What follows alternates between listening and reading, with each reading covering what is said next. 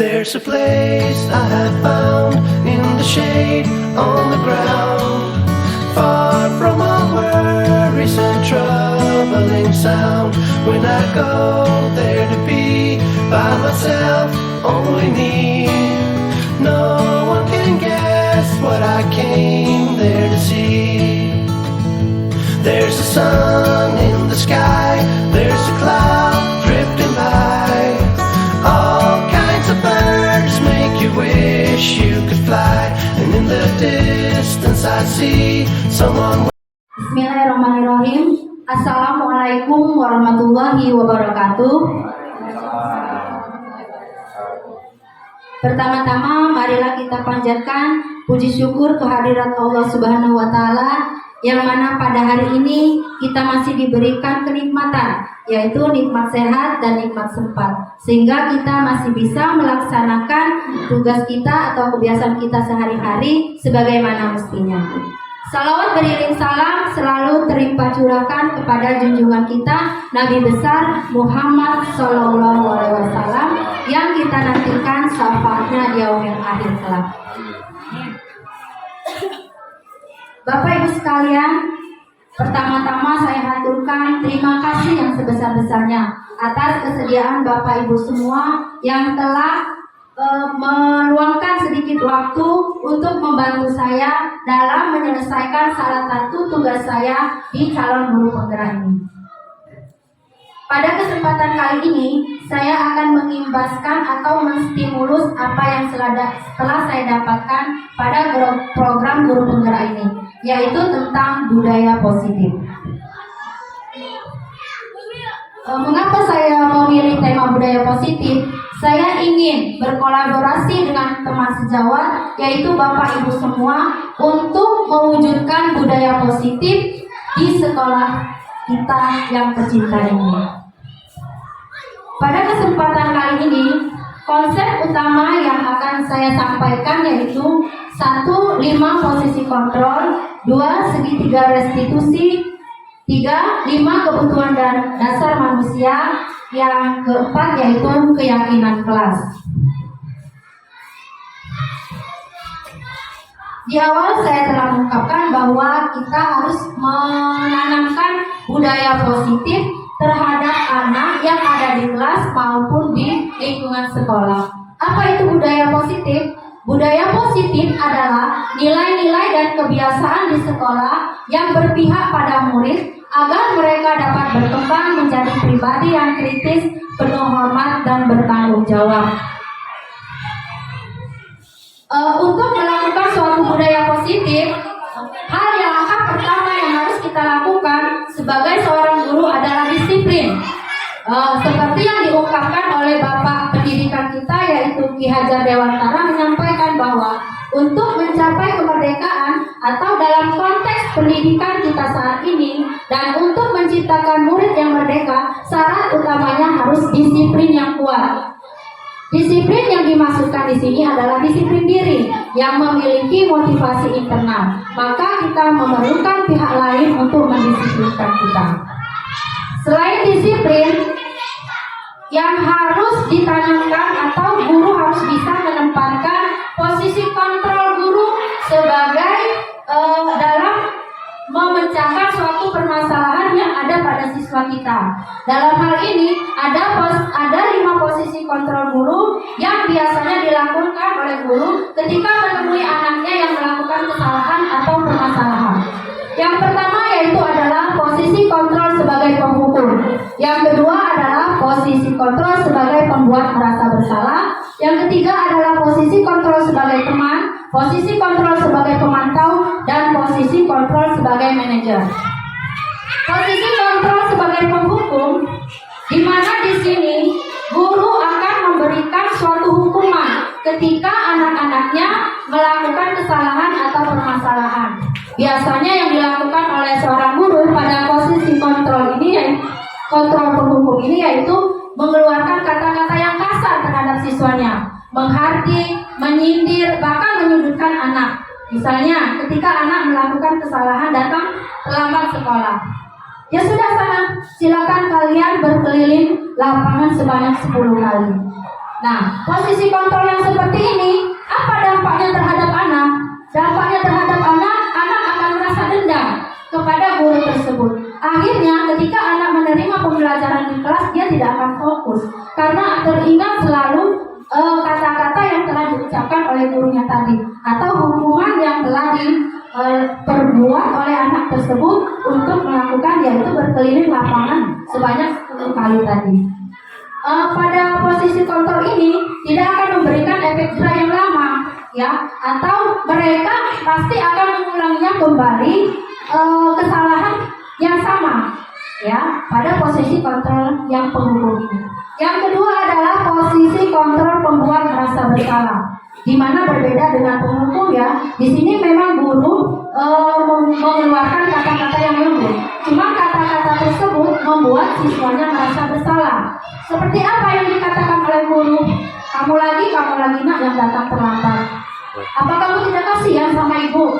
Ya, ibu malu loh dengan kepala sekolah. Seolah-olah ibu tidak memberikan perhatian kepada kamu, memberikan pendidikan kepada kamu agar bisa disiplin. Nah, dari kata-kata guru yang seperti itu akan membuat siswa itu merasa bersalah. Bagaimana dampaknya dengan pembelajaran? Anak-anak akan terus terpikir, ya, dengan yang apa yang dikatakan oleh guru. Mereka akan terus merasa bersalah. Kemudian posisi sebagai teman. Posisi kontrol sebagai teman ini, ketika anak melakukan kesalahan atau permasalahan, guru menyelesaikannya dengan murid itu bagaimana kita lihat dengan seolah-olah seperti teman. Ya, kamu nak datang terlambat. Ibu tahu kan kamu orangnya hebat. Kenapa sih kok kamu datang terlambat? Jadi di sini anak akan merasa nyaman dengan guru tersebut. Cuma mempunyai juga suatu dampak, sehingga dia akan selalu mengidolakan satu guru saja. Ya, sedangkan dengan guru yang lain, anak-anak itu akan mungkin merasa acuh karena dia saya senang karena ibu itu dekat dengan saya, bisa curhat, bisa ngobrol dengan akrab, seperti itu. Kemudian yang ketiga adalah posisi sebagai pemantau. Posisi kontrol sebagai pemantau ini biasanya dia konsekuensi dengan suatu peraturan yang ada di sekolah. Contoh pada kasus kejadian misalnya anak terlambat datang ke sekolah. Nah, menurut peraturan di sekolah kita, kalau kalian datang terlambat, kalian harus mengambil sampah di lingkungan sekolah sampai bersih, baru anak-anak bisa mengikuti pembelajaran. Nah, berarti di situ dalam posisi kontrol pemantau ini, anak itu lebih berfokus atas peraturan sekolah. Konsekuensi perbuatan mereka dikaitkan dengan peraturan yang ada di sekolah.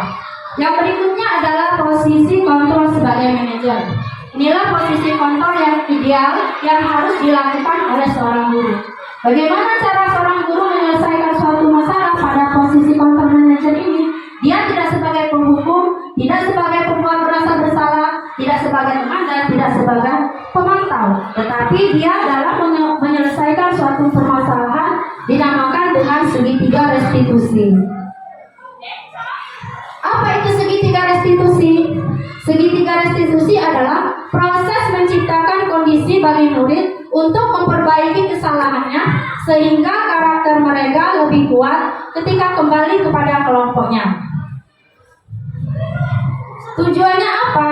Mengubah orang yang gagal kesalahannya menjadi orang yang sukses. Dalam segitiga restitusi ini ada 3 langkah yang dilakukan oleh seorang guru. Yang pertama adalah menstabilkan identitas, yang kedua adalah validasi tindakan yang salah, yang ketiga adalah menanyakan keyakinan. Contohnya seperti ini. Ketika seorang anak melakukan kesalahan, posisi guru sebagai manajer, maka dia akan menyelesaikan permasalahan tersebut dengan menggunakan segitiga restitusi. Yang pertama adalah menstabilkan identitas. Contoh kejadian tadi ya, pada kasus anak terlambat datang ke sekolah. Jadi mereka itu menstabilkan identitasnya adalah menenangkan anak itu tersebut. Ketika anak datang dengan terlambat ditanya, kenapa kamu terlambat nak? Saya bangun kesiangan bu. Tidak apa-apa nak. Semua manusia tidak ada yang sempurna. Ibu dulu pernah kok datang terlambat. Kemarin ada juga kok kawan kamu yang datangnya terlambat. Nah, dengan kata-kata seperti itu anak-anak akan menjadi tenang. Mereka tidak ditakuti oleh rasa bersalah atau tidak ditakuti dengan hukuman teman atau kata-kata yang membuat mereka berpikir. Kemudian setelah itu validitas tindakan yang salah. Setelah kenapa sih nak kok kamu bisa kesiangan? Dari sini anak akan menjelaskan mengapa atau alur atau mungkin akan bercerita kepada gurunya, Bu saya kesiangan karena saya semalam. Mereka akan jujur kepada kita ya, menceritakan semua permasalahan sehingga mereka bisa kesiangan. Nah dari situ ketika anak-anak jujur, kita pun menanyakan keyakinan. Keyakinan itu adalah suatu kesepakatan yang pernah dilakukan atau dimusyawarahkan antara guru dan siswa dalam suatu kelas. Nah sekarang kan kamu tahu nak, kalau apa yang kamu lakukan ini adalah suatu kesalahan. Ketika kamu melakukan kesalahan ini, ada nggak sih kamu mau memperbaikinya? Iya Bu, saya mau perbaikinya. Seperti apa kamu mau perbaikinya? Maka anak akan terpikirlah olehnya, oh bagaimana ya supaya saya datangnya tidak terlambat. Oh Bu, saya tidurnya tidak akan malam lagi Bu. Mungkin saya akan memasang alarm di kamar saya Bu. Seperti itu. Jadi dengan kondisi yang seperti ini, anak tidak akan merasa gagal ya. Ketika mereka menerima pembelajaran, tidak ada pikiran-pikiran yang menggantunghi dirinya terhadap kata-kata yang diucapkan oleh seorang guru. Anak akan merasa tenang, merasa senang karena dia tidak dihukum oleh gurunya. Di sini makanya kita sebagai seorang guru bisa menerapkan ketika anak mempunyai permasalahan, kita harus dengan menggunakan segitiga restitusi ini.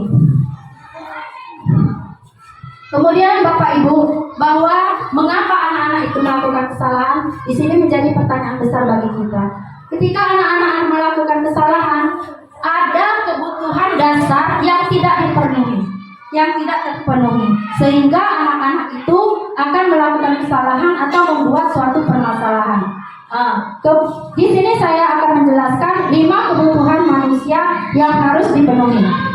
Yang pertama adalah kebutuhan bertahan hidup. Kedua adalah kebutuhan kasih sayang dan rasa diterima. Yang ketiga kebutuhan penugasan, kebebasan, dan kesenangan. Pada kebutuhan bertahan hidup, ketika anak-anak kebutuhan bertahan hidupnya tidak terpenuhi, maka dia akan membuat suatu kesalahan. Apa itu kebutuhan bertahan hidup? Kesehatan ya, rumah, mungkin tempat tinggal, dan mungkin makanan ya. Kemudian kebutuhan kasih sayang dan rasa diterima. Di kelas kita sering memperhatikan anak, kenapa sih dia tidak fokus? Kadang ada saja yang dilakukan anak untuk mencuri perhatian seorang gurunya. Misalnya pengen ditegur terus sama gurunya. Pada dasarnya anak tersebut yang membutuhkan suatu perhatian dari kita, membutuhkan suatu kasih sayang dari kita, yang mungkin tidak dia dapatkan di rumah. Ya mungkin orang tuanya kurang perhatian karena berbagai macam pekerjaan. Sehingga di sekolah dia membutuhkan suatu kebutuhan kasih sayang baik dari guru maupun dari temannya. Yang berikutnya adalah penguasaan. Kita sering bertanya, kenapa sih pembelajaran pada hari ini kok anak-anak pada tidak fokus? Ada anak-anak kadang tidur-tiduran ya.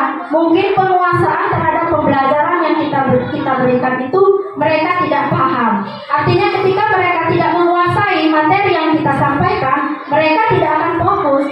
Beda ya, anak-anak SD itu ketika dia tidak kenal, tidak tahu, dia rasa ingin tahunya. Ketika kita tidak gali, maka dia akan diam, maka dia tidak akan fokus. Maka dalam hal ini, trik seorang guru, bagaimana caranya atau strategi seorang guru untuk menciptakan pembelajaran yang menyenangkan. Diawali dengan menyenangkan dulu. Ketika anak-anak senang dengan kita, tentunya dia juga akan senang dengan pembelajaran yang kita sampaikan. Yang ketiga adalah kebebasan. Kebebasan di sini adalah kebebasan mereka mengeluarkan pendapat, kebebasan mereka menumbuhkan minat dan bakat yang ada pada diri anak-anak. Perlu Bapak Ibu ketahui bahwa kebebasan ini adalah dalam menumbuhkan minat dan bakat anak itu perlu kita tuntun, karena tugas sebagai seorang guru adalah menuntun dalam menumbuhkan minat dan bakat anak sehingga dapat membentuk suatu karakter atau pribadi anak yang baik. Kita dulu pernah berpendapat bahwa anak itu adalah kertas putih. Salah. Anak itu bukan kertas putih. Dia ketika lahir sudah ada kodrat alam yang melekat pada diri anak tersebut. Anak itu ketika dia lahir, dia sudah membawa goresan-goresan. Nah, goresan-goresan itulah yang harus kita tebalkan. Artinya goresan-goresan itu adalah bakat.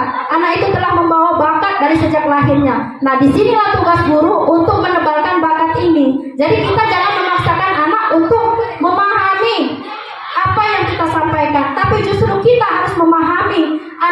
sebenarnya apa sih bakat mereka ini, itu yang harus dikembangkan. Ketika anak hobi pelajaran olahraga, berarti kita harus menggali bagaimana supaya anak ini dalam pembelajaran, misalnya bola volinya mereka bagus, kita ajarkan tekniknya dan lain sebagainya. Begitu juga pembelajaran matematika. Ketika anak senang dengan pembelajaran matematika, itu yang terus kita gali sehingga akan tumbuh suatu minat dan bakat dari anak tersebut.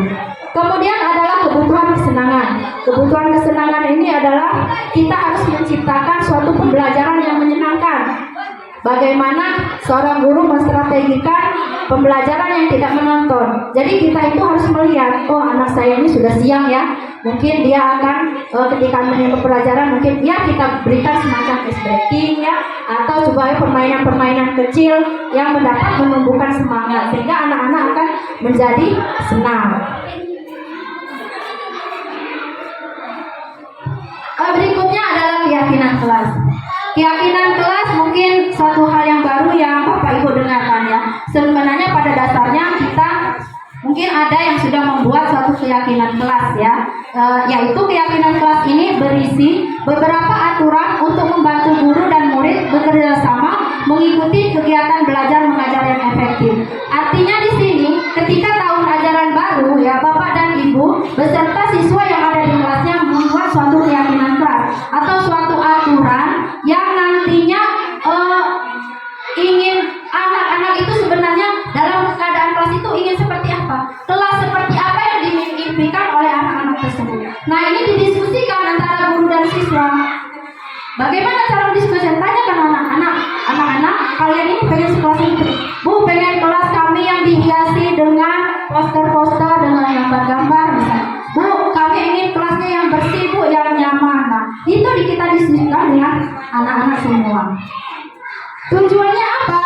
Tujuannya yaitu dapat menciptakan pembelajaran yang berpusat pada murid, memunculkan keterlibatan murid dalam menentukan kelas yang diinginkan, sehingga murid akan lebih bertanggung jawab akan keputusan yang mereka buat bersama-sama, menemukan komunikasi yang efektif antara murid dan guru.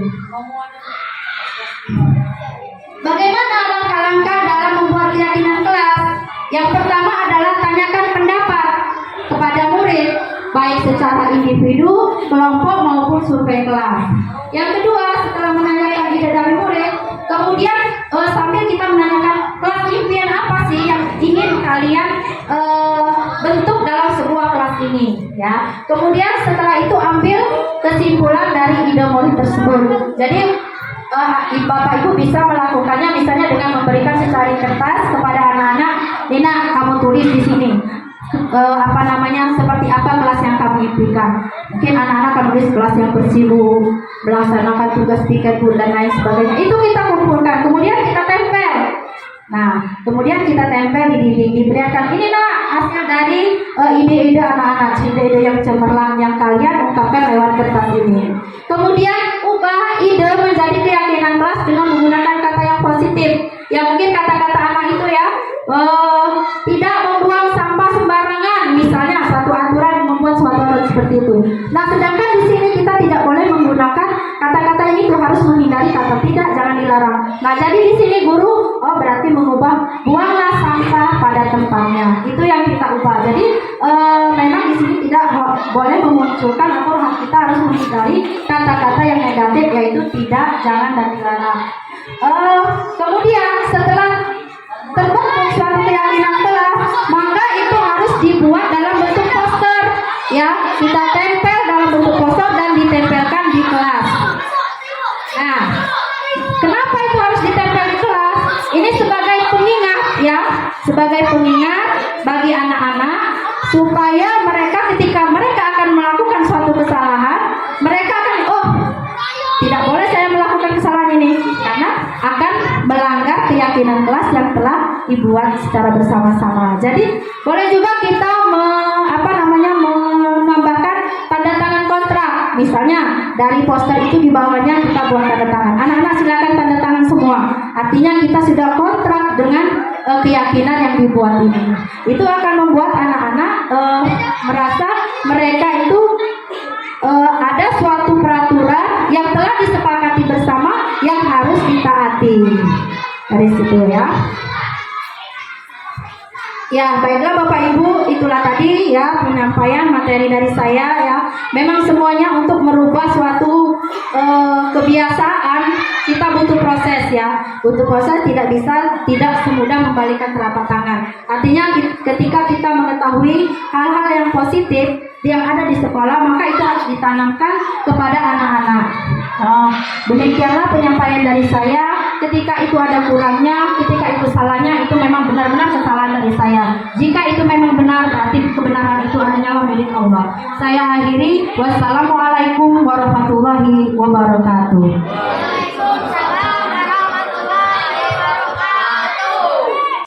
Hari ini kita akan membuat keyakinan kelas kita. Keyakinan kelas itu adalah kalian itu kelas seperti apa yang anak-anak inginkan, yang anak-anak inginkan supaya proses pembelajaran kita itu bisa menyenangkan ya, kalian lebih bersemangat dalam belajarnya. Di sini nanti ibu akan membagikan kertas ya. Setiap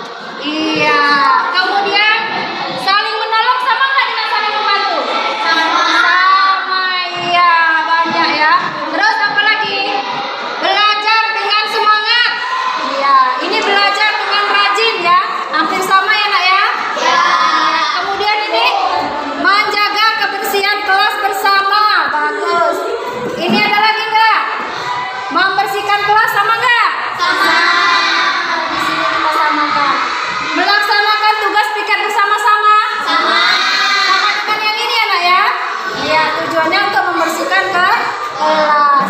Baik dengan teman dan guru. Ini sama dengan menghormati.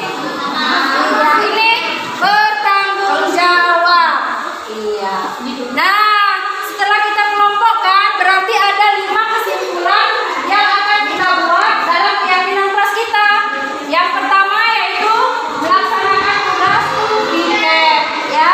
Yang kedua, belajar dengan semangat dan rajin. Kemudian yang ketiga, menghormati teman dan guru.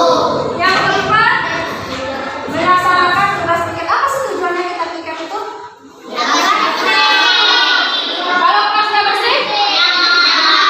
Kemudian yang berikutnya adalah bertanggung jawab. Nah, dari ini berarti ada 5 kesepakatan kelas yang bisa kita terapkan di kelas kita ini ya.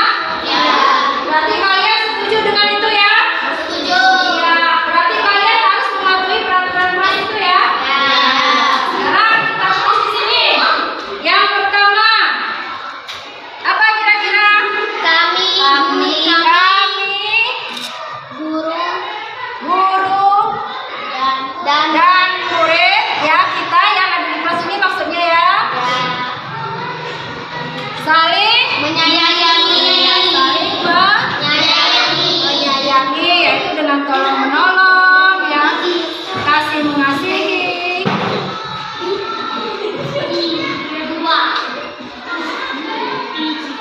Yang kedua, kami murid. Apa tadi yang kedua? Yang semangat tadi? Belajar. Iya, semangat belajar.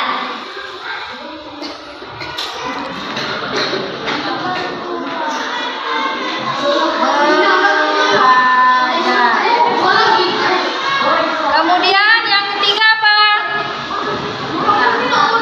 Kami murid peduli, yang peduli terhadap teman-teman. Iya, peduli dengan teman. Artinya apa?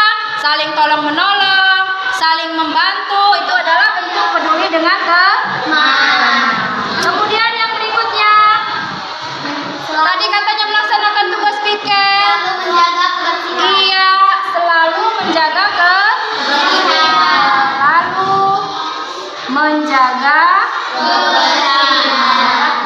kebersihan.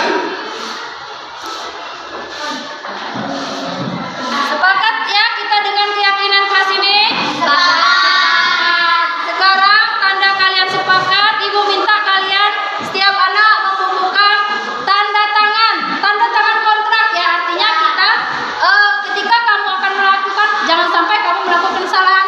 Kalau kamu saling menyayangi, artinya di kelas ini tidak boleh kalian berantem. Kemudian semangat belajar, artinya kalian harus semangat belajar terus setiap hari.